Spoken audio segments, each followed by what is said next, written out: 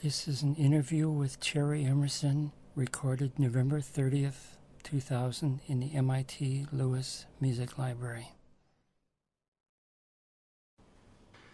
It's my distinct pleasure to welcome back Cherry Emerson for a second interview, and we're in the Lewis Music Library. So thanks again for coming. It's very generous of you. It's my pleasure. I'm glad to be here. More ways than one. So in a previous interview, there were some names that we wanted to clarify, and one that I have is that Alfredo Barilli studied at the Cologne Conservatory, and you had a name you wanted to clarify. Yes, the famous German composer, conductor of whom I spoke is Otto Klemperer.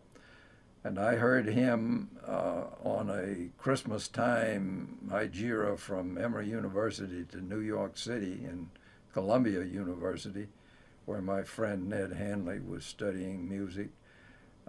And he at that time was conducting the New York Philharmonic in Carnegie Hall. I went there and heard him perform a program that sticks in my memory perfectly to this day, which was Leonora 3, the Eroica number 3 of Beethoven, and Verklärte Nacht of Schoenberg. And that was quite a program, and I can hear some of the notes to this day. And Otto Klemperer was standing there over 6 feet tall, thin as a rail, looked just like a soldier. And maybe he had been, I don't know. But he gave a wonderful performance, and I thought he must, at the time, I was just a college student, I thought he certainly is one of the best. And it turned out that was true. So in the previous interview, we left off talking about how and why you came to MIT, and I want to start this part of the interview off talking about Dr. Warren K. Lewis. He was also a graduate of MIT, a bachelor's degree in 1905 in chemistry, Right. Yep. and he had been chair of the MIT Chemical Engineering Department from 1920 to 1929, Yep. and he was your principal graduate advisor and Right. became your father-in-law. Correct. Dr. Lewis is considered one of the founding fathers of the field of chemical engineering, and as an educator was a leading figure both here at MIT and nationally. The May 1957 issue of Technology Review quotes him saying, "Engineers need vision and competence to solve economic and social problems as well as society's technical problems." So, Dr. Lewis obviously was a significant person in your life in many ways. Can you talk about him as both your graduate advisor and mentor, and also his personal influence on you? Well, I can in many millions of words, so I will have to. That's a hard question. I know it's not a fair one. I'll have to cut that down a bit. But I actually, as a graduate student of Emory University, had a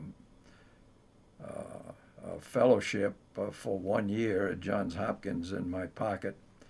And I may have mentioned in the previous meeting, I don't recall, my father very desperately wanted me to convert to engineering. And so I finally agreed that if he would support me the first year in an institute of my choosing, that I would abandon chemistry.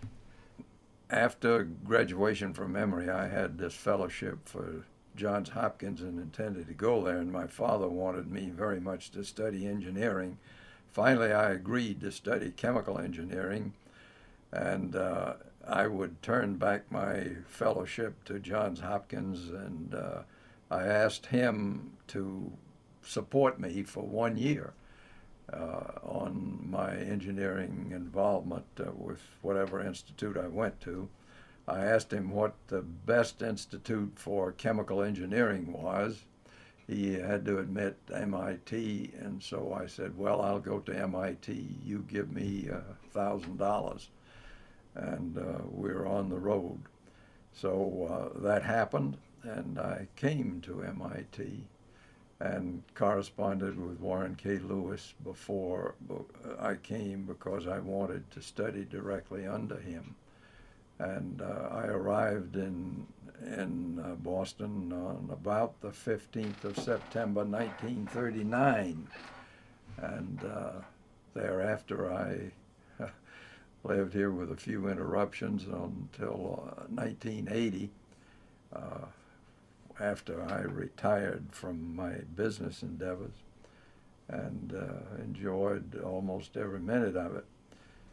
Now, with regard to my involvement with Doc Lewis, as everyone called him in those days, it was very intimate, because I got very interested in his daughter Mary, whom I met while I was here. Dr. Lewis had a policy of inviting students whom he thought needed a little financial help and were of the right character to live in his home in Newton. 85 Lombard Street is the address to this day. The family no longer owns the house. It's long gone from there. But while I was a student in my second year, I moved out there and lived there until I finished my thesis and graduated from MIT. And in the course of living in his home, met Mary, a very attractive young lady. And so that went step by step to an engagement.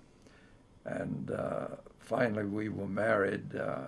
I graduated from here in August, I think, 31 of 1941, and we were married in 1942. And after my graduation, the very next day, I got on the train in Boston and rode out to Indian Orchard, Massachusetts, just east of Springfield, and lived in a boarding house there and went to work for Monsanto Chemical. Then, as things progressed, I came back from there and we were married. And then I had been transferred from Monsanto in Springfield to Monsanto in Everett, Mass.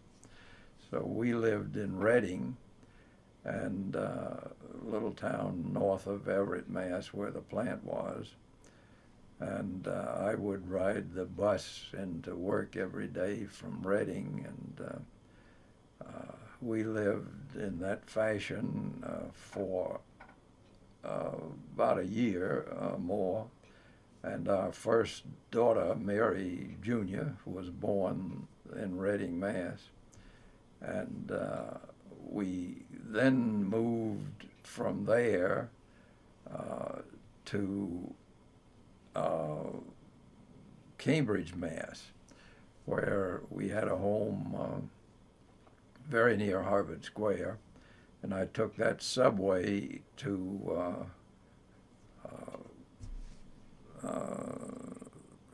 Park Street? Yes, Park Street, and then took it a second subway to toward Everett, and at Sullivan Square I got off of that.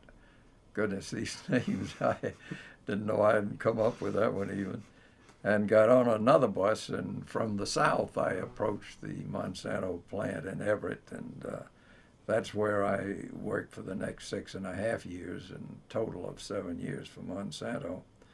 And then at that time, it was now after World War II, and during my time at Monsanto there in Everett, I had met William Randolph Cumming, and right out of Stevens Institute as a mechanical engineer. It was the only degree they gave. And that was the Stevens Institute of Technology? Stevens Institute of Technology. I should have said the whole name. And he and I liked one another immediately, and so he moved into the same boarding house that at this time, wait a minute now, I may have mixed time elements up here. I met Bill Cumming before I was married. Okay. And that was in the year of 1942, and I was married with Mary just a few months later. But, pardon me. But we established a good friendship when he moved into the same boarding house in Reading, and not in Reading, in Everett, that I was living in before I was married. I had been transferred to Everett by Monsanto. And then he went to war as a Navy man and in the radar business and on a small carrier as a radar officer, and had real experience out there in the Pacific, where he was the aircraft carrier was sunk, and he was 2 days in the Pacific Ocean, floating around before rescue by the Navy, and in the meantime had been shot at by the Japanese gunships, who had seen him in the water and against all international laws had shot at them and didn't try to pick them up. And this was all in the Battle of the Leyte Gulf out there in the Philippines. He came back, though, and all that time I'd been working at Monsanto, helping produce ethyl alcohol, pure ethyl alcohol for Navy gunpowder. And that was something they had to have, so I was exempt technically from the war and the war effort. And then, being married in 1942,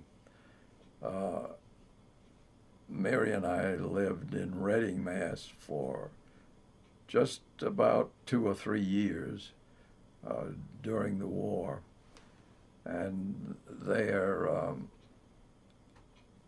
then moved from there to Newton, Mass., where we had a home, and our second child was born there, Catherine Emerson. And we made a very nice home there in Newton. We had 2 different locations, and the last being on Solon Street, just off of Route 9, headed out toward Worcester et al., and just on the outskirts of Boston. And there we lived for a number of years, because Bill and I founded the company Emerson and Cumming during those years. And they were based where? We were based at that time right in the middle of Boston. Our laboratory was on the corner of Boylston Street and Massachusetts Avenue, in a building which has since been torn down for the expressway out of Boston to the west. And 126 Mass Avenue was the number. That came easily. And we developed a laboratory there and filled up several floors of the building, and then went down in the basement and filled up another floor. And we had grown to a number of researchers. This was all laboratory work, and had acted as consultants for a number of companies that needed technical help. And one of those companies, by the way, was the Harvard Business School. Not business school, scrub that, the Harvard Medical School. And in the laboratory there of Dr. Edwin J. Cohn, who was the inventor of the processes for separating plasma from blood cells and made that plasma available in World War II, had done this for hundreds of thousands of soldiers whose lives were saved that way. And we were developing equipment for further processing of the live blood cells that were separated from the plasma, and did so for about 3.5 years, I think. And we developed a centrifuge for separating the blood cells without lysing the cells, destroying them, the boundaries of the cells. And we did this by applying Teflon, probably to the first Teflon application in America, to a moving piece of equipment, a centrifuge. We called it the falling film centrifuge. And the Teflon surface was perfect for hydrophobic contact of the cells, and they did not lyse at all in this system. And so it became a very useful device and went into many hospitals and is still being used in hospitals to this day, 2000. It has been improved, of course, many times, and Arthur D. Little was involved in one of the major improvements in the product. But it continued to be useful worldwide, for that matter. That was the beginning of Emerson and Cumming. What were some of the other notable products and inventions that came out of that company? Well, we became material scientists and were the first formulators of epoxy resins in America. And these formulations were designed to protect electrical and electronic equipment from the environment, be it water or heat or whatever. And we developed a wide variety of these, maybe 25 or 50 at the beginning, and hundreds over the years. And they became widely used under the trade name Echo, this, that, and that, ECCO, Echo Bond, Echo Shield, and so on and so forth. And the uses were primarily for companies such as Raytheon and Hughes Aircraft and people like that who wanted to protect all of the circuitry, the electrical circuitry that was in an aeroplane, say.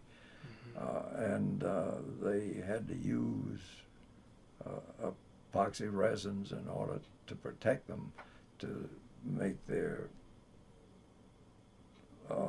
life certain under given circumstances, limits of temperature in particular. And they were our basic product line for a number of years. Then I think I've wandered a little off from the subject of Warren K. Lewis. We'll come back. We'll get you back. All right. But I think maybe I'd better go back right now, if you don't mind. Okay, sure. I have some other questions about him, but if you had a thought you want to keep going, go ahead. Well, okay. We got into many different product lines because we had a wide knowledge of plastic materials and ceramic materials, for that matter. And one of the product lines we developed, which was of real interest, was microballoons. These were small micron-sized particles, hollow and made of plastic materials and spherical in nature. And we made them first out of glass. And so here we had these microscopic glass bubbles, and converted the glass to quartz, because being chemists that was easy to do. And that quartz microballoon to this day is the basic ingredient of the heat shield for NASA for many functions now.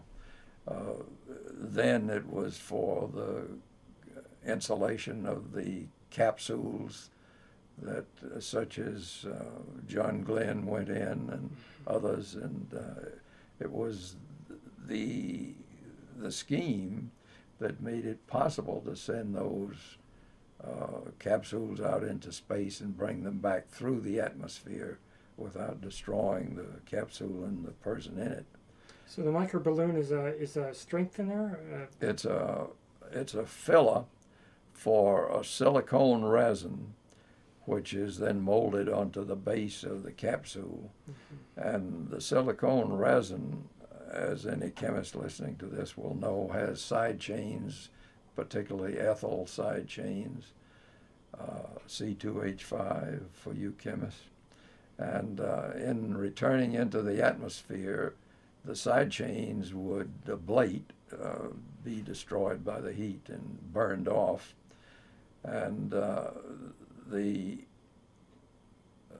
product then associated with the heat shield on the capsule would be a long chain SiO2 surrounding the quartz microballoons, which were also SiO2, silicon dioxide. And that made a very effective, lightweight, heat-intensive to the 4,500 degree material, and would serve as a perfect heat shield for the return from space to the atmosphere. And without it, no astronaut could ever have gone off. They would never come back.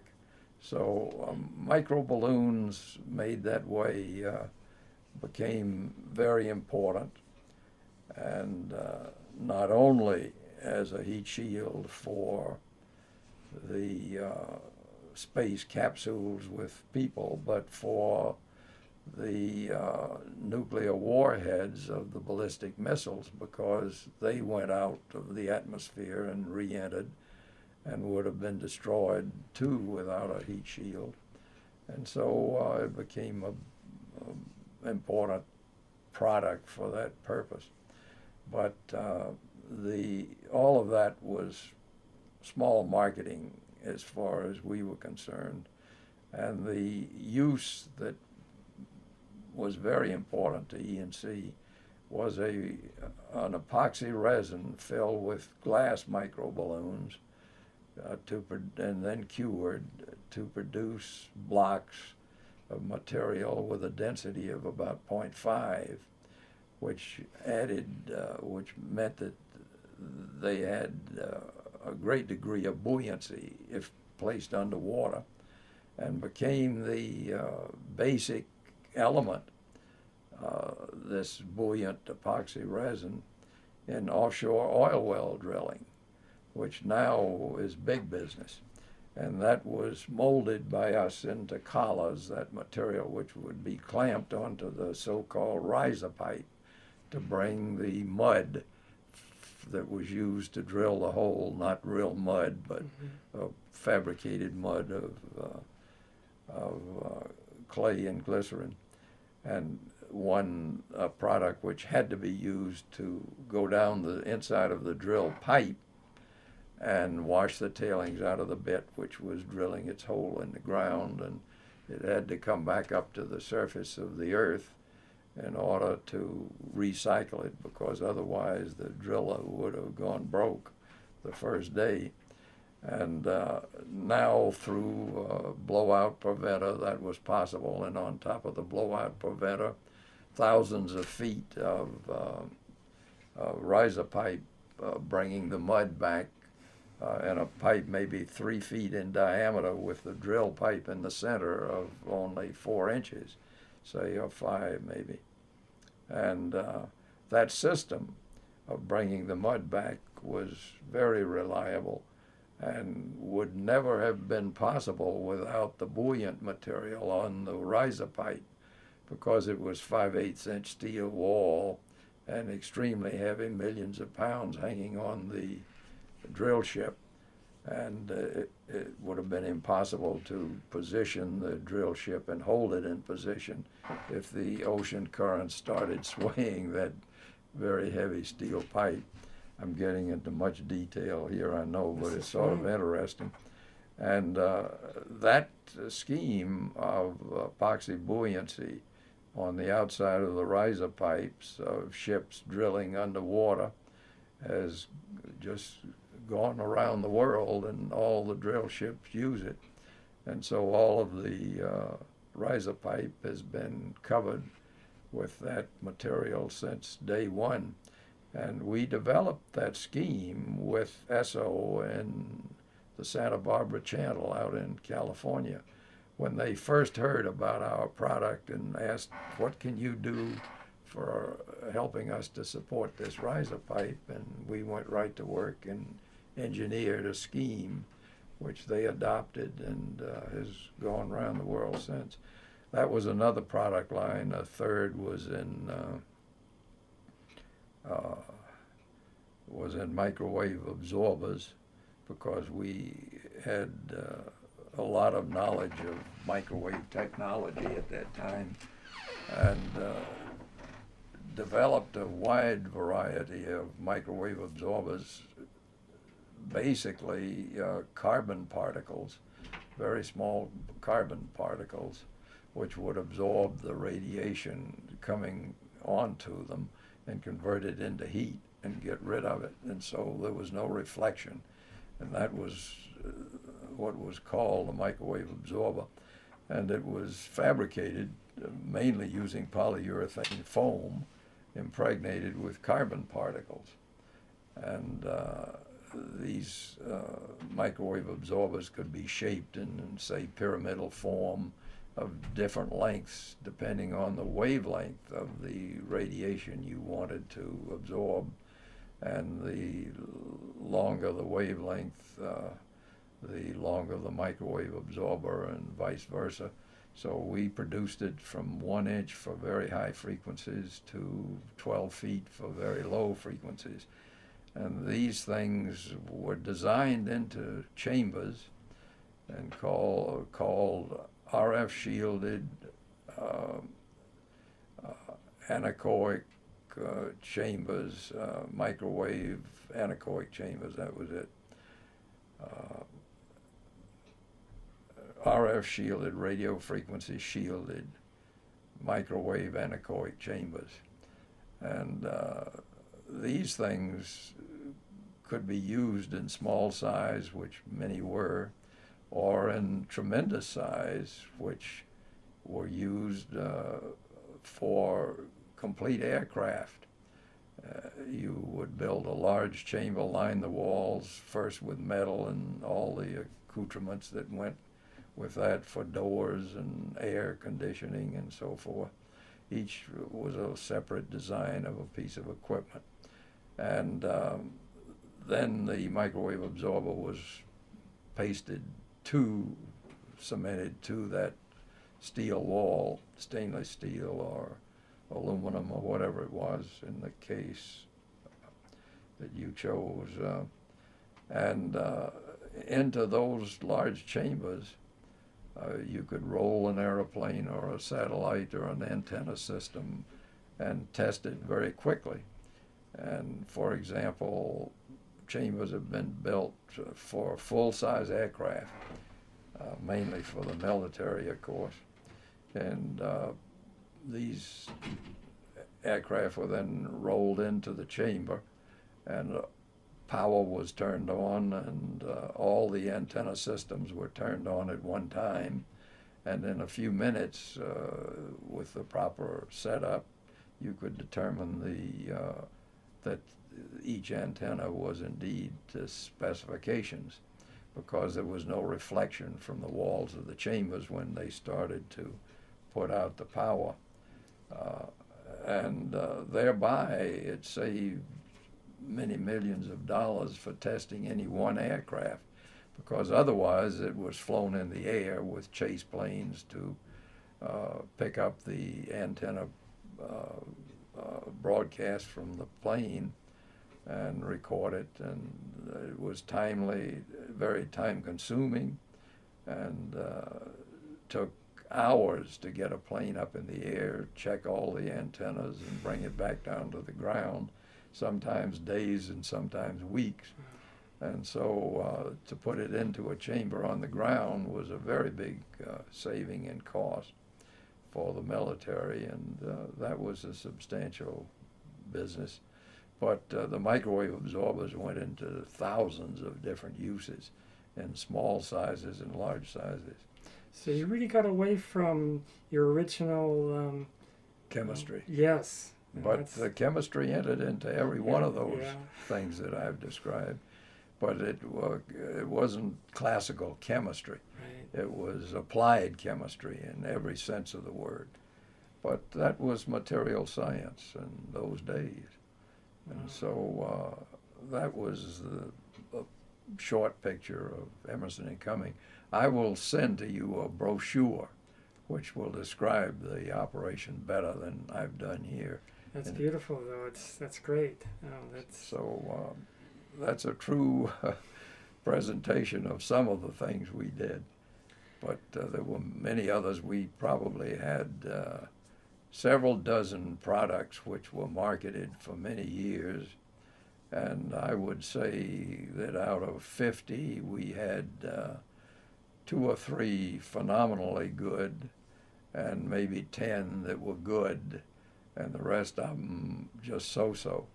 You can't hit the ball on the head every time, and that was a quick story of Emerson and Cumming. That lasted. We celebrated our 53rd year this year, and the plants are still running around the world and larger than we left them when we sold them in 1980. So it was quite an exciting time, all told. So moving back to talking about Dr. Lewis, Yep. Was he musical or artistic in any way? No is the quick answer, and the perfect answer to that. I remember one story. He said somebody accused him of singing off key at one time, and he said, "I'm not off key. I'm off a whole band of keys." So he knew it. So no, he was not interested in music at all that I could find out. But his wife, Mrs. Lewis, was very interested in music. She studied it historically, and she also played the piano, and she sang. And so I think that talent was in the family. Mary, my wife, her daughter, was a good pianist. She wasn't the world's best, but she was good. And so did Mrs. Lewis sing in choirs and things like that? I think so. Yeah. Yeah, church business. And you heard her play the piano and Yes. stuff. Yeah. Yeah, that's right. What kind of music did she play on the piano? Do you remember? Well, no, not precisely, but even in general? Chopin, I think, and maybe even Mozart, but I'm not sure of that. Yeah. A little Beethoven. Mozart, in my opinion, is the hardest of them all to play. That's what you were saying. Yeah. Now, with Dr. Lewis, did he have any interest? What kind of interest in the arts did he have? None. None, not even the arts in general. No, Yeah. and that brings up a very interesting point to me, anyway, in my life.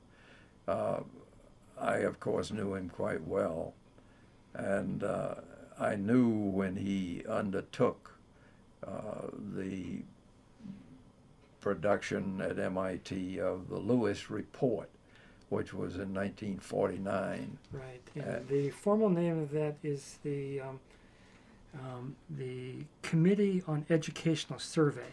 Right. That's Right. the formal report Right. name, and he had a group of people, of course, all distinguished people, and he was chairman of that committee. That's right.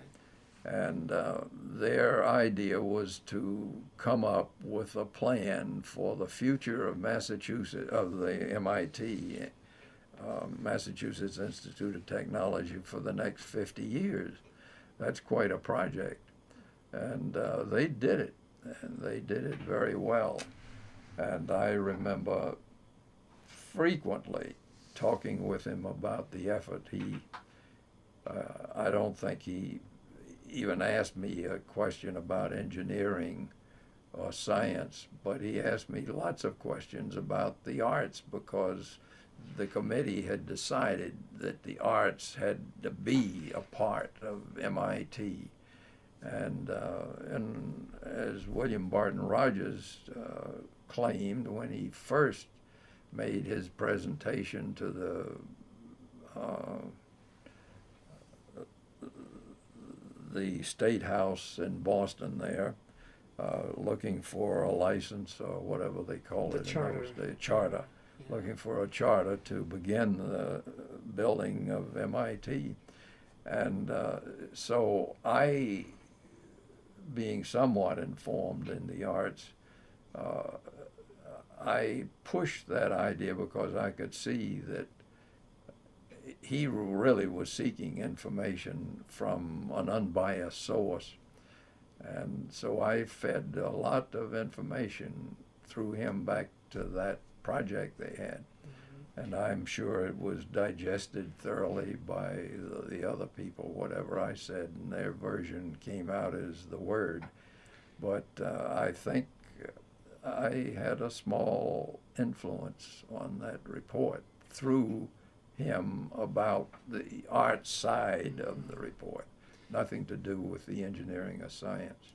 I mean, he seemed, in reading that report and other quotes of his, he had a broad humanistic vision of a professional engineer's life. Absolutely. Anyway. He certainly had that.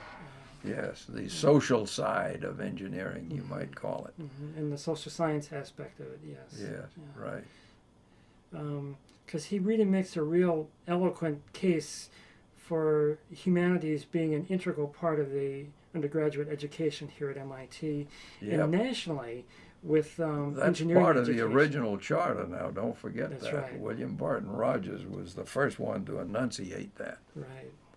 And they had gotten away from that, and that was one of the reasons that the yep. Lewis report, was the committee was formed, because... That's correct. Yeah. They had gotten away from it. I'm not sure they're all back yet, even to this day. I told them so a few minutes ago down there. I thought that they had not yet fully committed themselves to the arts, and I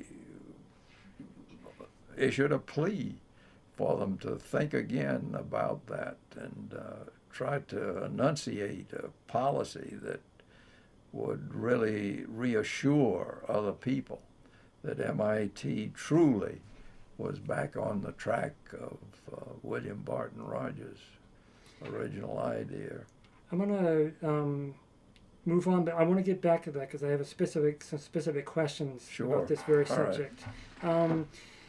I want to ask you a little bit about your master's thesis. It was called Study of Reactivity of Impurities in Clay Catalysts, and I guess it's dealing with purifying a particular kind of clay called Polkville clay for use in refining petroleum oil. Is there a way, in layman's terms, you can talk about in briefly what your thesis? Yes, but hold it a minute. It's not Polkville. Well, that's what it said in the thesis. It mentioned Polkville clay. That's what it mentioned. Again, I might be misunderstanding. How did it spell it? Polkville. Yeah, well, that's an error. I'll have to look into that. I can't remember it now. We're talking about the problem of certain metal impurities. Yeah, but the clay. Pardon me, but the clay was named for a small town in southwest Georgia, and it's not Polkville. It's some other similar name. Oh. And I've got to think or look on the map or come up with that name for you. But the clay name is for the name of the town where the clay was found and dug up and used. But yes, it was, the thesis was about the purification of that clay to remove particularly iron particles from the clay and purify it, therefore, or thereby rather, for a catalyst for the cracking of oil into from long chain organic particles into short chains like C8 and C6 and things of that nature, carbon 6, carbon 8, carbon 12, whatever, but thereby producing a gasoline, which normally is hexane C6, but of a quality for aircraft, which was much higher than any other type of long chain carbon particles. And it was you see, the octane is 8 chains, 8 carbon chains. Hexane is 6 carbon chains.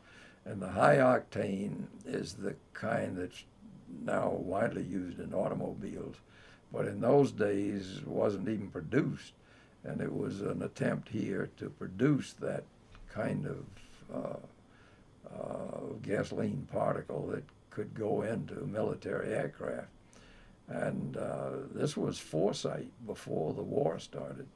And finally, Esso in particular down in Texas and Louisiana was able to do it. And it was that gasoline. And I've had contentious moments with MIT people who don't think what I'm about to say is right, but I'm standing by what I said. It was that gasoline that came from this new cracking process, these suspended clay particles in a distillery, distillation column, and using the best clay particles to produce the high quality gasoline, literally. It had to be fumed out, heat carried it out, and then it was condensed, and you had what you were looking for. That was sent to England and widely used in the Battle of Britain in 1940. And that was what my thesis was all about back in '39. And I'm not trying to say that thesis material had any big effect on what Esso was doing, which was on large scale. And my stuff never got past the pilot stage that I know of. So I'm not making any claim that my thesis had any real impact on the gasoline supply for high octane gasoline during the war. But whatever Esso did along those lines proved to be the big winner. And eventually it was used in all of the military aircraft that were involved in World War II.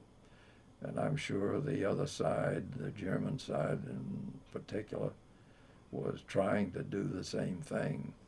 And I don't know anything about their success or failure, but they certainly came up with some good products. The jet engine, came out of that war. The Germans came up with it first. And the gasoline that was used to fuel those jet engines must have been pretty good quality. I don't know any more than that.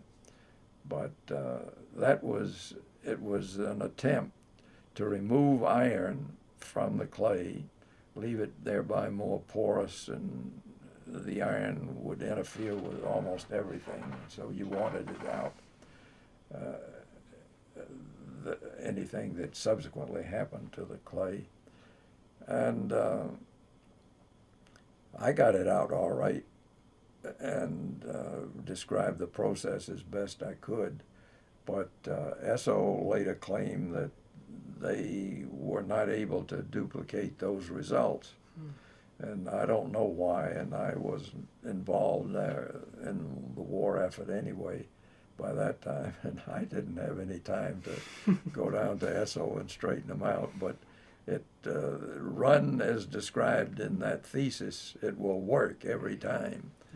And what happened down at Esso in a pilot plant, I just don't have any knowledge of. But that was an interesting time in my life. So moving on here and getting back a little bit, I want to talk a little more about your wife, Mary Lewis. You married her in 1942. What was her academic field of study at Vassar College? Physics. Physics. Wow. Yep. She was studying physics and did study physics there. But she completed 2 years at Vassar, and then we were married. And so she left Vassar and did not graduate from Vassar. Her class was 44, and she still gets documents from Vassar and supports the school. But it was not a full education of Vassar College courses. Did she continue any professional involvement with physics or anything like that? Training? Well, yes and no is the answer. She worked in the RAD lab at MIT, the radiation laboratory. And of course, that has to do with all sorts of electrical and mechanical stuff. And she was what was known as a computer in those days.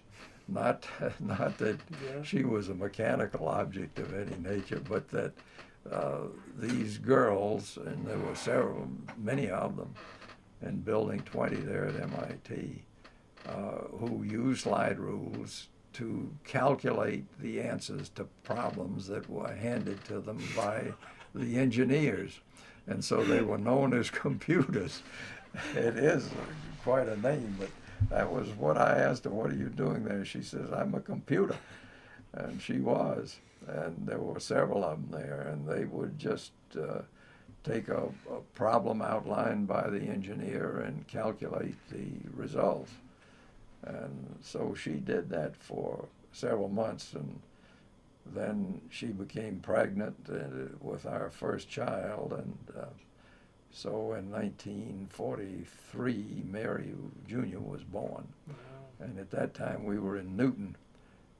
I corrected myself. I had said it wrong in the beginning. I hadn't planned all this. And so does that answer your question Sure. about Mary? Yeah. She's a good pianist, as I think I mentioned. Does she still play? Yes, she can Great. still play. Yeah. And Was she also? And she was also a singer. Did she sing? No. Okay. She never sang. But it was her mother that was a singer as well. Yes. Do you ever play duets with her? Piano duets? A little bit. Yeah. Yeah. Some great music in that repertoire. Yes. So what kind of music does she like? What stuff really gets her excited? I would say the real classical music of Mozart, Bach, Beethoven, that gets her excited more than anything else. But she likes a wide variety of music. I'm not saying she doesn't. Sure. Yeah. But the thing that turns her on, probably most of all, is Bach. And then Beethoven and Mozart and Schubert, possibly. But so you had 6 children. Are any of them musicians or artistic in any way? Well, our oldest daughter, Mary, and oldest child, was a good pianist as a youngster. I don't know how she kept it up. I really haven't followed that. But she was quite musical. And then of the boys, Ned, our youngest son, Edwin Logan Emerson, played the piano as a child. And he has a son, my grandson, and that kid is a true musician. He plays the he plays the saxophone, and he plays the trumpet, and he plays the piano, and he really loves music. Just he'll play almost anything. He can. How old is he now? He's 13 right now, and he's been doing this for about 5 years. Wow. It's amazing. So the talent got in there somewhere. I don't know from where. So he's playing in the school band and Oh things yes, like that. Yeah. he plays in the school band, and all of the little activities they come up with kids there that need music.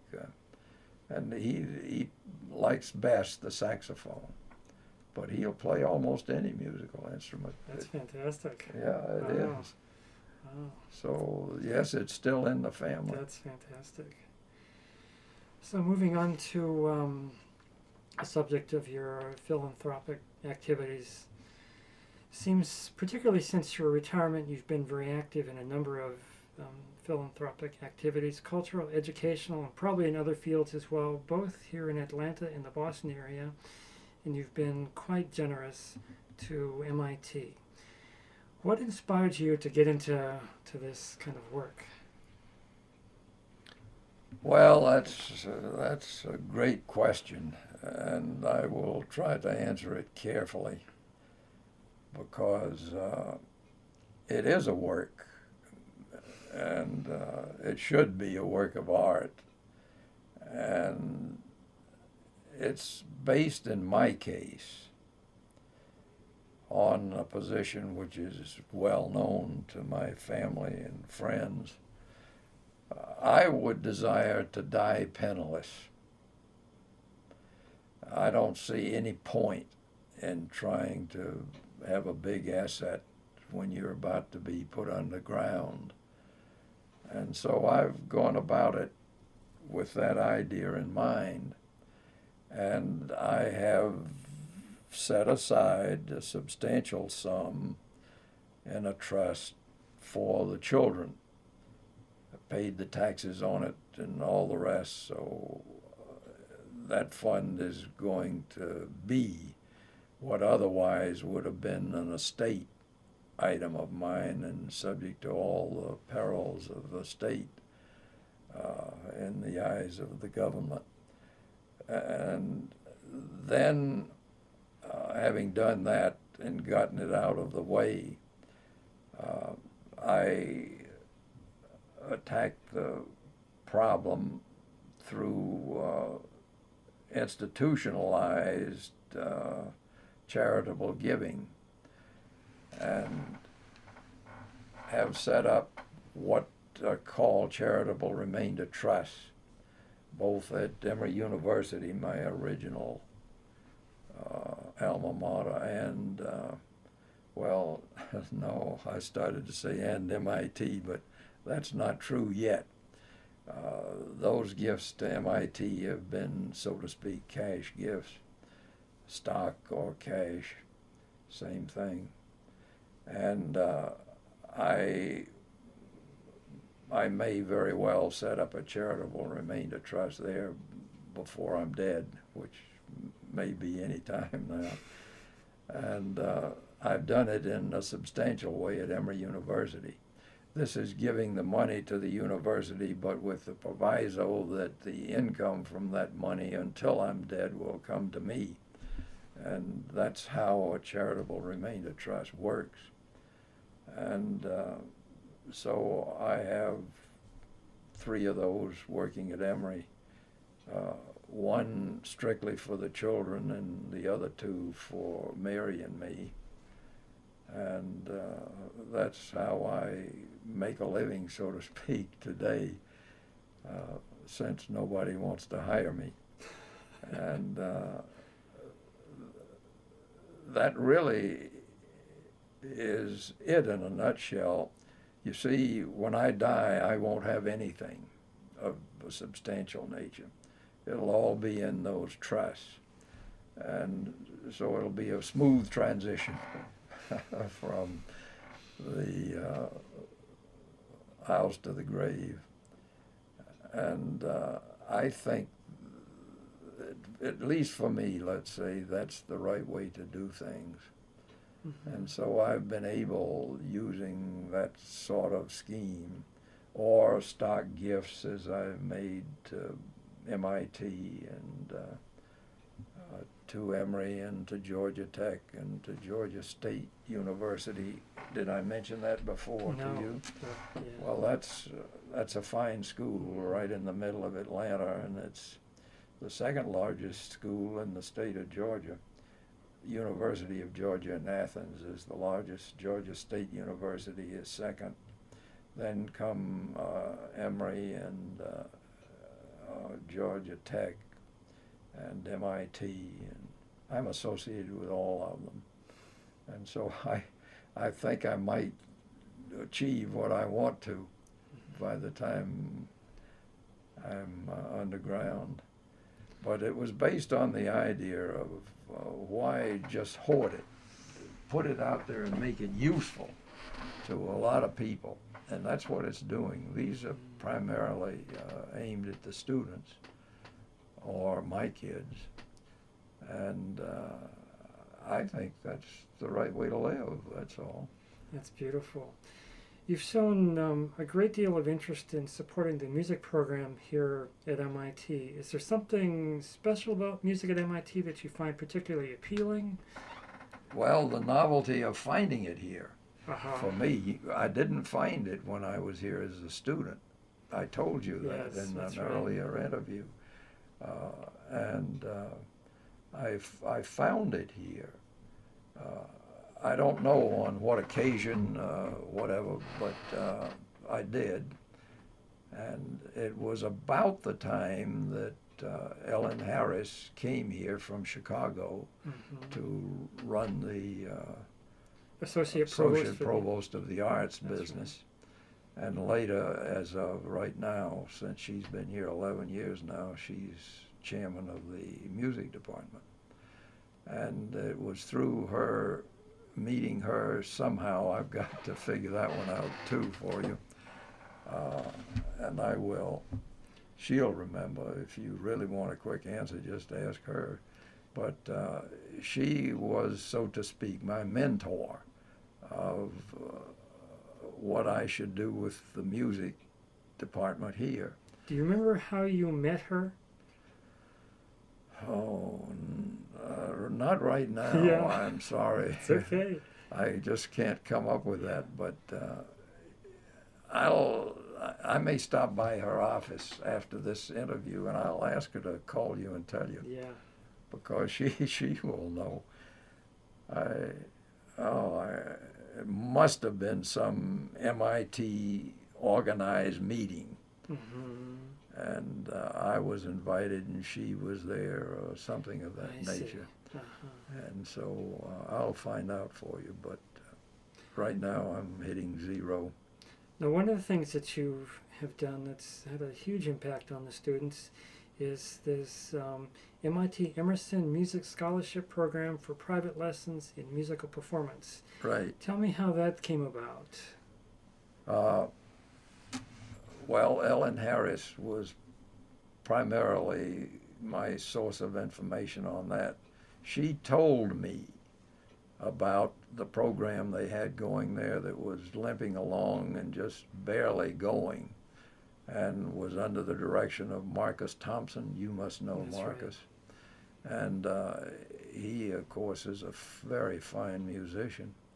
And they were in desperate needs for funds, and I studied the whole thing for a while, and then I decided that was an excellent place to help students. And with that idea in mind, I made a substantial gift. It was all cash. It was either stock or cash. I don't remember which one it was, but that's the same thing. The MIT gets the stock and they trade it right away. They don't wait around. And it happened just that way. I hadn't even met Marcus Thompson at the time, but I knew of what he did and his association with both MIT and the New England Conservatory. Right. and what he was trying to do with the students. And today, he remarked, as you did, that it had been very important for the students there at MIT, and was being successfully managed, and looked as though it were going to be a real long-term help here. So I was very pleased to hear that.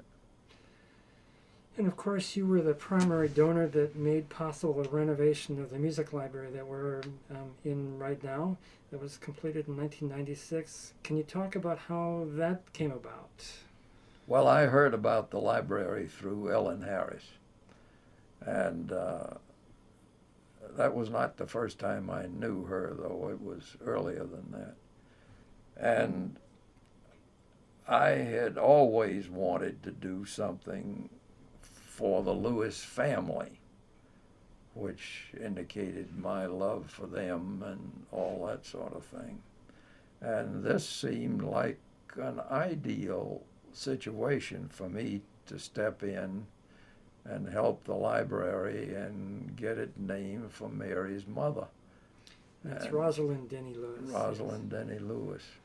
Rosalind Denny Kenway was her original name. She was a Kenway, and Mary's grandmother was a Kenway, and that Kenway man came from England directly as an architect to New England, and worked in the Boston area.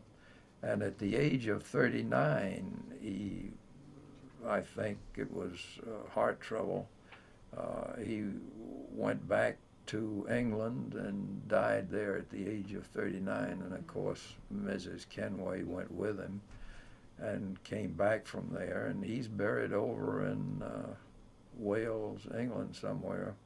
My daughter Mary knows the whole story on that one. She's been there to the cemetery and gotten all the documentation.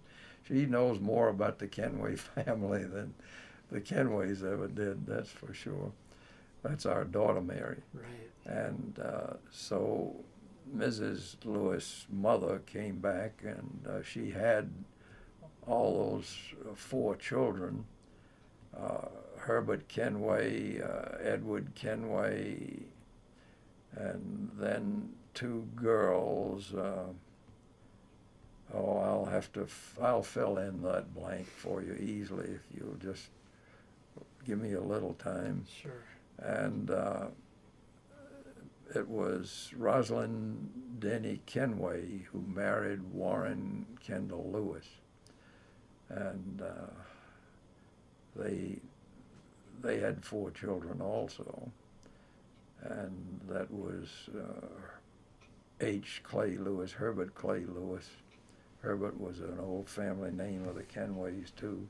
As a matter of fact, the fellow who came and died was Herbert, and went back to England and died. And so Herbert Kenway was Mrs. Kenway's brother. Have I made that clear? Yeah. And Edward Kenway was her brother also. And her sister, I think, died. Yeah, that's right. She had a sister who also died young. Mm. And I'll have to come up with her name too. I didn't really prepare myself for this. But Mrs. Kenway, I'm sorry, Mrs. Lewis was really just a wonderful woman. I got to know her as a college student when I lived there at their home, as I told you about. And I really loved the woman before I even married Mary, you know, and she was just running that house, and she ran it right, and she made our children shape up, and it was really a first-rate organization. That's what it was. And Mary was one of them, and so I was attracted immediately, and we made out all right.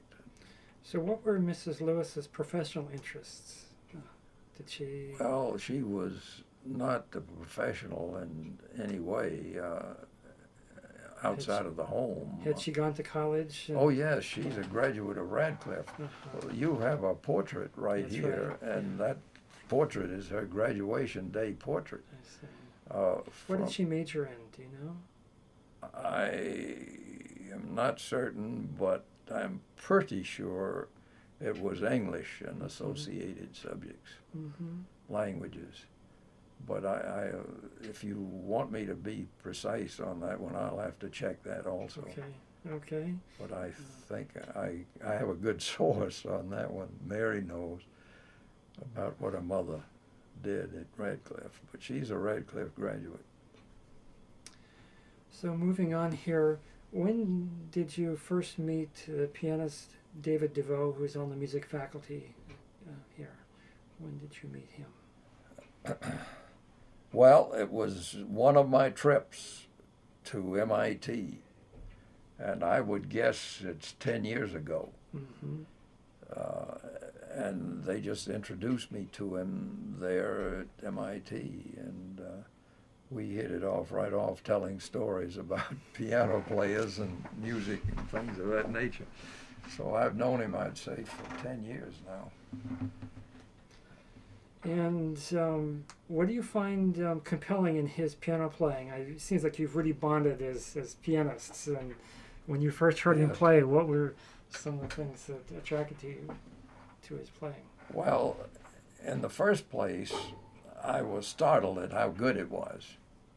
I'm a fair judge of piano players, and I knew I was listening to a real genius at the keyboard. I knew that, and he is. That's what he is. Yes. And so it didn't take me long to figure out that he was a guy who ought to be better known. And then I found out that he really was pretty well known. He had played around the country, I think out on the West Coast in particular, and he was well known in academic circles anyway as a real musician. And so I tried to arrange a contact between Emory music and MIT music, and I did. And it was an exchange of music. We'd send some people up there and they would send some people down here. But that was not a very successful effort because it was too expensive for what it produced. It didn't have enough value in it to either side, and so it went down the drain after about 3 years. And neither side wanted to commit any more money to it. And I don't blame them. I think that was the right decision. But that's when I really got to know David, because he was the first one they sent down to Emory, and he did a wonderful job of a recital there and talking about music. And so that was more or less my whole introduction to David, and since then I've found out he's running the Rockport Festival. Right. And so I've helped him out financially, and it's turned out to be a real good thing, and I think will continue to succeed now. He's got lots of people helping him now. Do you get to any of the concerts there at the Rockport Chamber Music Festival? Oh, yes. We go every summer up there from Duxbury. Yeah. And once a group like that starts to succeed, then all the people want to get in on it, so to speak. And you've got to create success first, and they've done it. And that's a fine. Do you get up there occasionally? Occasionally. Yeah. I want to do more. Yeah. They're good. I feel a little guilty not getting there more often. Right. But that's about the story. It was pretty clear from my first meeting. He played the piano for me, and I can't remember the circumstances exactly, but I knew I was with a winner there. David has talked to me at times about your real deep love of chamber music. How did you, where did that particular love for chamber music come from? Well, from hearing it first occasionally live and over the radio, and later on the television. But I liked it from the start because I could follow the music so much better than I could an orchestra. Mm-hmm. People will say, well, an orchestra, a lot of it is playing the same note. Well, that's true enough for a short time, but it's not characteristic of orchestral music. Right. And so instead of the complex, sometimes noisy presentations of orchestras, I just liked the chamber music because, well, to me it was more soulful. You could hear almost everything, and it just fulfilled my interest in music. That was basically it. And so I decided to support chamber music, and I have done it both at MIT and at Emory University and the Atlanta Chamber Players and at Georgia State University, and it's been a rewarding effort. So do you have any particular favorites in that wonderful repertoire? Oh, it's endless. That's an unfair question. Well, I will answer that fairly readily because Mozart is my favorite, Mm-hmm. and given that fact, the conclusion is obvious that his chamber music is also my favorite. Things like the G minor piano quartet and stuff like that. Yeah, right. Yeah. Yeah, and it is marvelous. There's no question of that. And so I would say, as a starter, that Mozart was. But I love all kinds of chamber music. We just heard Dognanye over here. Yes. That yes, sextet. That sextet, yes. Right. Yes. And they just played it yesterday over there at the meeting I was attending. And it was so well done. They had 2 professionals and the other 4 were students. I heard that. They did that in October at a concert here too. Yeah. So, The yes. horn and Yes. the violin, I think, were professional. Is that right? No, Marcus played the viola. That's right. Yes. The viola. Right. Marcus played the viola, and Right. the lady played the harp. Right. And the harp, the horn, and the other 4 were students when That's I right. heard it. Yeah. And that was a marvelous exhibition, I thought. So just before the interview started, you mentioned that you knew David Epstein. I was pleasantly surprised. Tell me about that. Well, I've been associated with music at MIT for a long while, and I wouldn't know exactly how I got started. It was peripheral, though. But I got to know him as the conductor of the symphony orchestra there. And he and I spoke, and we set up a correspondence, and I wrote him letters, and he wrote me letters. You should be able to find them over there in the music department somewhere, some of those letters. And he thanked me more than once for supporting his effort on the orchestra. And so you've been supporting music even before the time that Ellen Harris was here. Oh yes, yeah, absolutely. But not in as big a way financially. Yeah. But David was one of my first real contacts with music at MIT. So do you remember how you met him, or when? Oh boy. Maybe not so much when, but How did that come about? Not right now. I can't tell you. So it goes way back. It goes way he's back. Been here for oh a yeah, while. Yeah. Well over 15 years. It could be 20 or 25 even.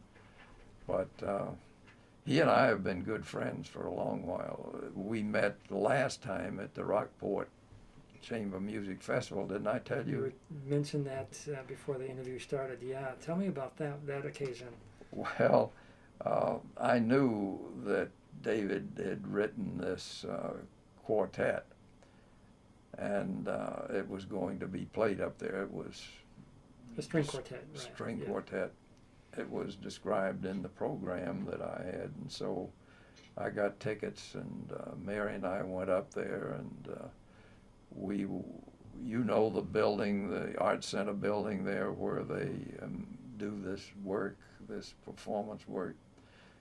We walked in the front door from up above, and he walked in the front door, David Epstein, from the other direction, and we saw one another, and we stopped and had a real nice talk. And I remember, said, "Why are you here?" And I said, "I came to hear your quartet." And he said, "Oh, that's great." And so we went in and heard it. And it was similar in many techniques to Bartok. Have you heard it? Yeah. Yeah. Do you agree? Yeah. Yeah. And so I'm pleased you do. And after it was all over, I told him that, and he said, "Yes, that's right. Bartok had a big influence on that quartet." And he had studied Bartok's music and really liked it, and so he just tried to push it along a little further. And that was my last time that I saw him, but I've seen him on this visiting committee bit that I've been on several times before he retired. He only retired last year, I think, wasn't it? 2 years ago. 2 years, yeah. And that's right. That was that 2 years ago meeting, I saw him for the last time. And that's about the story. But I've been associated in a small way with music here at MIT for a long while. Wow. So moving on to another big subject that's not fair to cover in a short amount of time, but we'll try anyway. The whole subject of music, the arts, and MIT from an educational standpoint. Do you think the flowering of music, the arts, and humanities here at MIT today would be a surprise to the administration, say back in 1941 when you were here? Do you think that, or were they envisioning, do you have a sense that they were kind of hoping something like this would flower this way? Well, that's asking a question of me, which I am not capable of answering, what they thought back in those days. But I think that the principles of William Barton Rogers had gotten lost in the woods or wherever they got lost, and it took that Lewis report to bring them forth again, and that was in '49. And I don't think they have fully executed on that report to this day. And I just an hour ago, as I told you, I said that was my concern over these matters that the committee was visiting about. The major concern was that had MIT truly committed itself to the principles of the arts as an integral part of the education of MIT students. And it's pretty hard to answer yes to that just on the financial basis, because MIT turns out a stream of engineers and scientists and even economists and so on, and they become the alumni of MIT, but there may have been 2 alumni of music in MIT's history. I'm maybe exaggerating a bit, but I'm making a point. It does not turn out a stream of musicians or artists from the theater. And what does that mean? They don't have any graduate work in the arts at all, and maybe in the social sciences, but so you could put it under the term humanities if you want. But in the arts, theater and music, there is no graduate work, and there's no stream of alumni. You'd have to search high and wide in the USA to find the music graduate from MIT. There have been a few, I know, yes, and you know better than I do, but that's not my idea of a commitment. It sets up a group of students learning interesting things about the arts within the context of MIT, but it does not set up a stream of professionals going out into the field to propagate that information over again to other people elsewhere. And that's the basic difference between MIT and UCLA and Stanford and Berkeley. They do those things. They have graduate work, PhDs. Chicago is a prime example. They have PhDs in the arts and that go out as teachers and pass it along to other people. One of our recent graduates actually got a PhD in music from University of Chicago, and he's now teaching. Adrian Childs, a very fine composer and music theorist. Yeah, well, that's wonderful, but that's not MIT. That's Chicago. Yeah. And so but he was a graduate of MIT, though. Yes, I understood that perfectly. Yeah. But he was a graduate of MIT at the undergraduate level. Right. And MIT doesn't give a master's or a doctor's degree in the arts. It just doesn't. And so is that a full commitment? Because why not? If you want to really make them equal in stature to the sciences, which the Lewis report talks about. Yes. Yeah. Why do you deny? How can you deny that there isn't a total commitment there? And so, well, I'm concerned with that. And I think that in the long run, in order to prove their adherence to William Barton Rogers, they're going to have to do graduate work in the arts there. Right here, I mean, I'm sorry. Yeah, yeah. So that's a concern of mine. And I tried to make it clear to the end of the visiting committee meeting, the hierarchy marches in. And there's the president and the provost and the chancellor and whoever else might be there. And they are listening to the committee make its report. So I took the occasion to bring that up, not as a confrontation, but as a plea to them to consider what MIT was doing in light of its commitments. And the budgetary situation in music in particular is not good. Yeah. It's just too bad, but it's a fact. And so I think they've got to make a commitment of money as well as just moral rectitude, and try to make a real music department out of it. But that's only one man's opinion, and lots of people would disagree. Moving back in time a little bit, you mentioned your friend Edward Edwin Hanley, the Alessandro. Edwin Hall Hanley. Yes, he's a scholar of Alessandro Scarlatti, and is a violinist. You mentioned that he knew Klaus Liebmann, who was the first professor of music at MIT and founder of the music program in 1948. Can you tell me a little bit about that relationship that they had?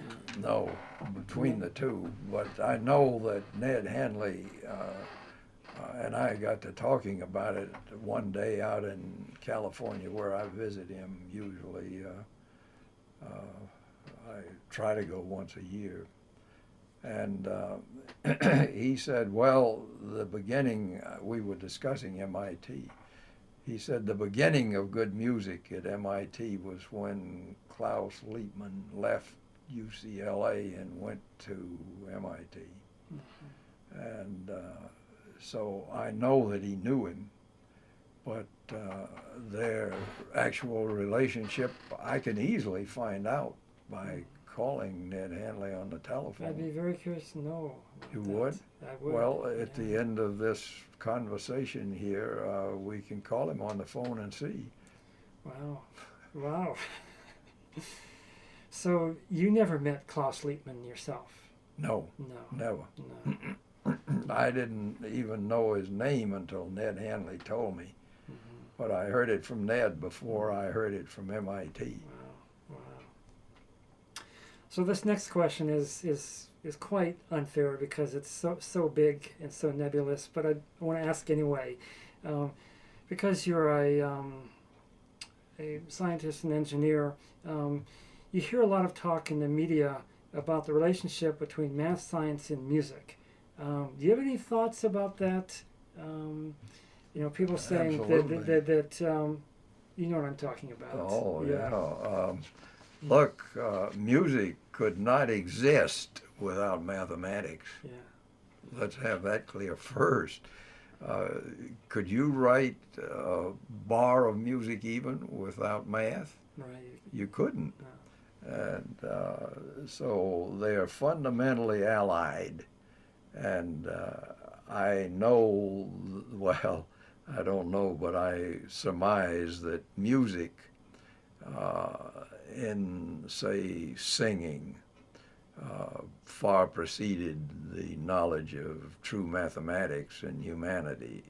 The people have been singing since people were around, and it took a long time for mathematics to develop. But music is what we're talking about, the complex music that we have today, and that just could not exist without math. So it was after math became available to at least the intellectual group of civilization, whatever it was. Civilization, it's questionable whether there is any. But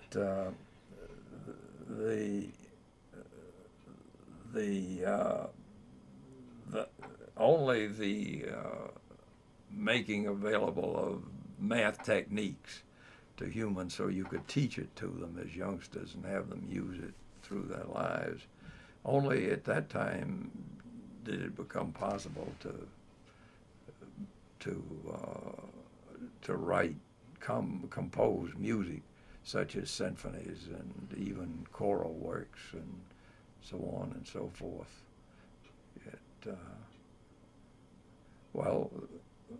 Prime example I use is Mozart. He was a genius at math as a kid, and he did pretty well with music. To non-math people, or people who aren't particularly adept at math like myself, I used to be puzzled by that until I started talking with mathematicians, and I understood from them that math is a creative process. It's not just a pedantic adding of numbers or making things in proportion, but it's a creative process. And then I began to see the connection. Do you want to elaborate on that for yourself? Because you know better than I what math as a creative process is. I would never deny that math is a creative process. It is, and new math is being developed every day. I mean, math today is a lot different from what it was even 50 years ago, Forrest, and you certainly know that. But the math relationship to music that I was talking about is more on the pedantic side. You have to have a certain bar with a certain number of notes in there, and all the rest that you give a time schedule to the music, 3/4 time or whatever, rhythmic time. And that is elemental mathematics. Right. But still, you have to have it in order to create music. And I think the mathematicians you were talking to were thinking on the big side without thinking of the musical side. Did you try to relate the two? Well, this gentleman that I mentioned earlier, Adrian Childs, he was a graduate of MIT in both mathematics and music, Yeah. And he was explaining to me that there's a certain point that with a mathematical mind that you're not just thinking of streams of numbers but it's more of a creative process because it's so embedded in their psyche, and that for him it's a creative process, even though it's a logical process. And that's when my father was a scientist, and I saw that in his work as a scientist, the creative side to that, and Yes. And so now I beginning to see the connection, but as a child, I certainly didn't. Yeah. Well, it is a big subject, and I'm sure someday somebody's going to write a book on it. But the relationship, as far as I'm concerned, of music to math is very tight. It's very real. Are there any final thoughts you want to express about things that we've covered in these interviews? No, I've enjoyed them, and I hope you have, and I hope they are coherent enough for you to find use for them. I know you're going to edit them, and good luck. But I think you are doing both a good and necessary job on this scheme. Well, thank you. And do you have any final thoughts about MIT in general? You have a long connection with MIT. Yeah, I have had something you don't know. I was the academic delegate from Emory University for MIT's mid-century convocation of science and engineering and the arts and everything else. And that happened because I was about 30 years old at the time, and MIT invited the presidents of every university on this planet that they could think of as worthy of the occasion. And the academic parade, by the way, was led by the oldest university. And who do you think that was? Probably Oxford? No, Padua. Oh. And the president of Padua was at the head of the parade, and I was the academic delegate back there for Emory in 1836, but it was surprisingly close to the front. So there was one thing I learned from that was that the great majority of colleges were made between 1273 or whatever that was, 36 or whatever, Padua, to about 1836. By then, they were all in there pretty much. I could be wrong on that. That was just an impression I got from that academic parade. But I got there because the president of Emory University, whom I knew, Goodrich White, had been invited and called me up and said he didn't want to go. Would I represent Emory? And I said, yes, of course. So that's how it all happened. And I don't know how I got into this with you, but that was a reestablishment of a relationship with MIT that started fairly early in my career. One more question that I had meant to ask earlier. Many of the musicians that I know, many of the amateur musicians that I know are scientists and engineers who are quite proficient and very serious in their pursuit of music, even though it's at an amateur level. Do you know, are many of your scientist and engineer friends practicing musicians? Well, I would say that your impression may be a little bit enlarged past the truth there.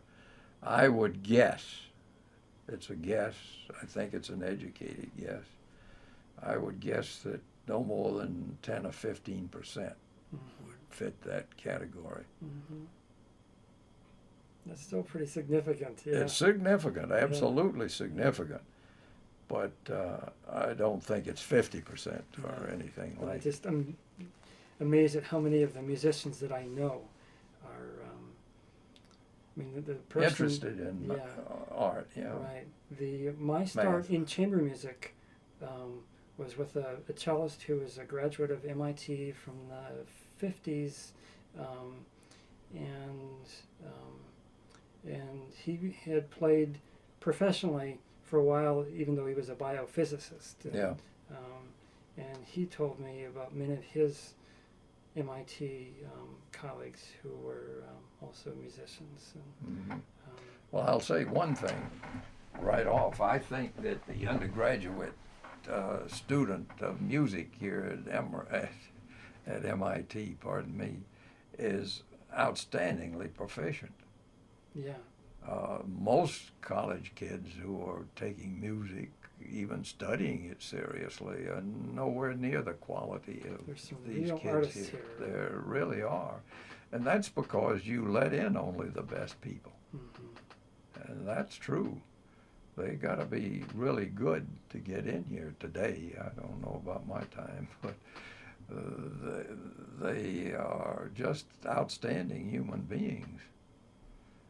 And that's, I think, the reason that the quality of the musicians, or the quality of the musical life of MIT graduates tends to be so good.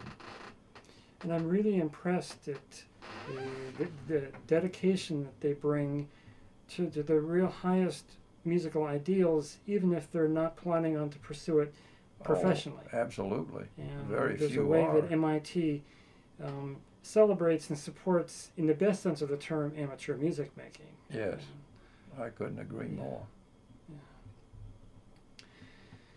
Well, I want to thank you so very much for your generosity of thought and spirit and time for these interviews. Well, I was delighted to do it. As you know, I just hope that it comes out well for you and MIT. It's been just really great. So okay. Thank you so much. All right. Thank you.